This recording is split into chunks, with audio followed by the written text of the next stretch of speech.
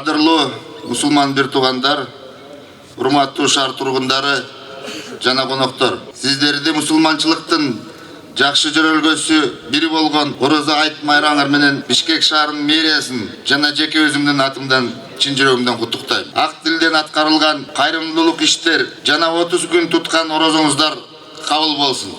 Тынчтыктын, ынтымактын белгиси болгон ички дүнүйөбүздү тазартуу, өмүрдүн маңызын издөө мүмкүнчүлүк берген ар бир мусулман баласынын сабырдуулуктун, биримдиктин жана маданияттын өрнөгүн көрсөтүүгө чакырган Орозо айт майрамыңыздар кут болсун. Аллаху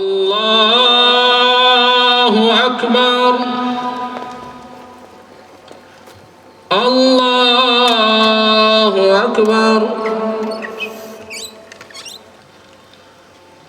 Allahu Akbar.